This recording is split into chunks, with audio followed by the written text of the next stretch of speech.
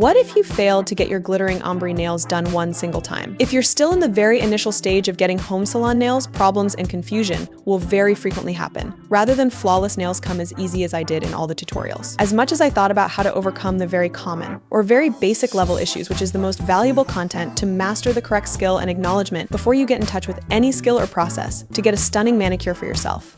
Partially base coat or use base art to refill, where their lack of sparkles to get all nail design flawless, which is one of the most flexible points of dip powder systems that will allow you and all nail beginners to start with. You'll have no problem onto the repair or finally process. Since powder and liquid nail systems naturally get very well along with file and buff, this is ultimately how you get dip powder nails done, by changing the number of layers and how the different materials stack with each other to get the final nail look.